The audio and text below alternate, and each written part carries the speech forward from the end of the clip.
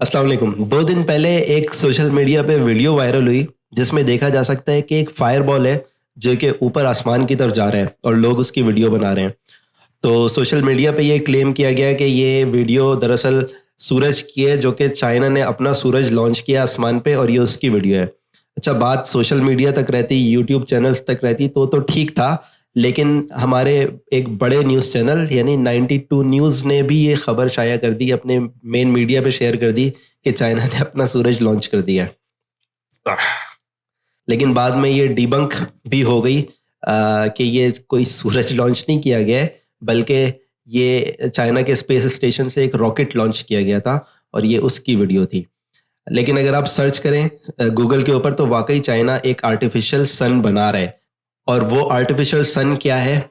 वो एक ऐसी लेबॉर्ट्री है जो कि कहीं आसमान पे लॉन्च नहीं की जाएगी, वो यहीं ज़मीन पे ही रहेगी। उस लेबॉर्ट्री में चाइना एनर्जी प्रोड्यूस करेगा। और उसको आर्टिफिशियल सन क्यों कह रहे हैं? उसको आर्टिफिशियल सन इसलिए कहा जा रहा है क्योंकि उसमें वही प्रोसेस यूज़ किया जाएगा एनर्जी प्रोड्यूस करने के लिए जो कि सूरज के ऊपर या दूसरे सितारों के ऊपर एनर्जी प्रोड्यूस करने के लिए प्रोसेस होता है। हमारा सूरज अपनी एनर्जी न्यूक्लियर फ्यूजन के ज़रिए पैदा करता है। न्यूक्लियर फ्यूजन एक ऐसा प्रोसेस है जिसमें एटम्स को बहुत ज़्यादा एक्सट्रीम हीट और प्रेशर में रखा जाता है और टेम्परेचर इतना ज़्यादा होता है कि एटम्स से उनके इलेक्ट्रॉन्स अलग हो जाते हैं और इस तरह प्लाज्मा तैयार होता है। प्लाज्मा जिसमें इलेक्ट्रॉन्स और प्रोटॉन्स फ्रीली मूव कर रहे होते हैं। हमें पता है कि न्यूक्लियस पॉजिटिवली चार्ज होते हैं, इसलिए वो एक दूसरे को रिपेल करते हैं। लेकिन सन की कोर में टेम्परेचर और प्रेशर इतना ज़्यादा होता है कि ये न्यूक्लियस बहुत तेज़ी के साथ मूव करते हैं और अपनी रिपल्जन फोर्स को ओवरकम करके एक दूसरे के साथ फ्यूज हो जाते हैं। और सूरज की कोर में हाइड्रोजन एटम के न्यूक्लियस एक दूसरे के साथ फ्यूज होकर हीलियम बनाते हैं और इसके नतीजे में बहुत ज़्यादा एनर्जी रिलीज होती है।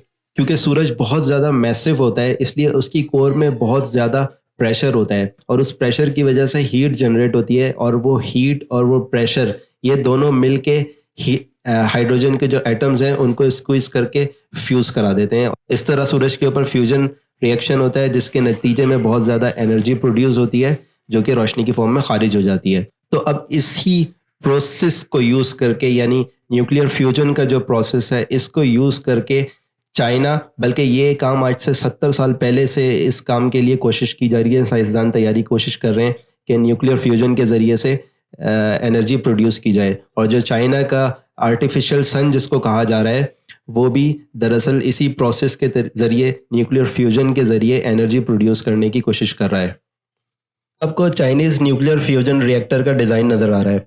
ये बीच में जो है ये एक डोनट शेप का वैक्यूम चैम्बर है और इसके साइड में जो आपको नज़र आ रही हैं ये कॉइल्स हैं जो कि मैग्नेटिक फील्ड प्रोड्यूस करती हैं। अब इसको मैं एक और डायग्राम में दिखा देता हूँ जो कि आसानी के साथ समझ आ जाएगी। ये आपको नज़र आ रहा है, ये सेंटर में इसके वैक्यूम चैम्बर है डोनट शेप का जिसको टोरस कहा जाता है। इसके साथ ये जो ब्लू कलर में आपको नज़र आ रही हैं ये कॉइल्स हैं जो कि मैग्नेटिक फील्ड प्रोड्यूस करती हैं और ये सेंटर में एक और सेंट्रल सोलिनॉइड है और ये भी मैग्नेटिक फील्ड प्रोड्यूस करती है। उसके बाद अब ये रिएक्टर काम किस तरह करता है? ये जो इसका टॉरस है या जो डोनट है इसके अंदर हाइड्रोजन फ्यूल को रखा जाता है और हाइड्रोजन फ्यूल के ऊपर बहुत ज़्यादा प्रेशर और हीट अप्लाई की जाती है जिसके नतीजे में प्लाज्मा बन जाता है। फिर इस आयोनाइज प्लाज्मा को कंटेन करने के लिए ये मैग्नेटिक फील्ड इस्तेमाल होती हैं जो कि इन कॉइल्स के ज़रिए प्रोड्यूस होती हैं। इनकी क्या ज़रूरत होती है? हमें क्यों कंट्रोल करना होता है प्लाज्मा को? हमें प्लाज्मा को कंट्रोल इसलिए करना होता है कि प्लाज्मा अगर इस डोनट की चेम्बर की वॉल्स को टच करेगा, कांटेक्ट करेगा तो इंस्टेंटेनियसली मेल्ट डाउन हो जाएगा।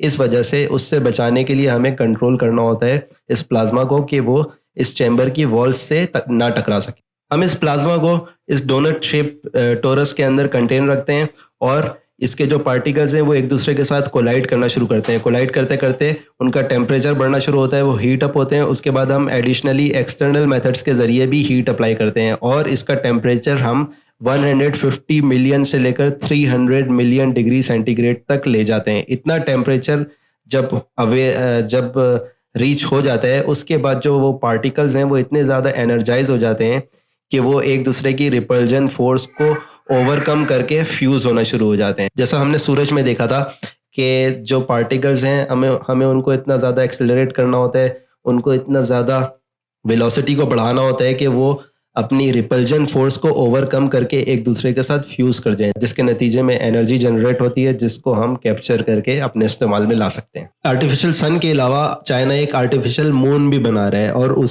ये भी एक लेबोरेटरी है जिसमें मून की तरह, चांद की तरह जीरो ग्रेविटी को सिमुलेट किया जा रहा है।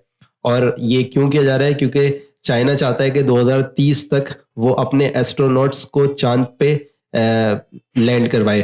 तो उसके एक्सपेरिमेंटेशन के लिए, ज़मीन पे उसकी एक एक्सपेरिमेंटेशन के लिए ये तैयार किया गया है। यहाँ पे जो कुछ चाइना फॉर एग्जांपल अपने इक्विपमेंट जो कि वो चांद पे यूज़ करना चाहेगा, उनको वो यहाँ टेस्ट कर सकता है। इस तरह वो जो कॉस्ट है उसको रिड्यूस कर सकता है। तो ये इसलिए बनाया गया है। वो सिर्फ चांद की जो लो ग्रेविटी है उसको सिमुलेट किया गया है, उसके अलावा जो चांद जैसी रॉक्स हैं, लाइट रॉक्स, वो वहाँ पे उस लेबॉर्ट्री के अंदर रखी गई हैं।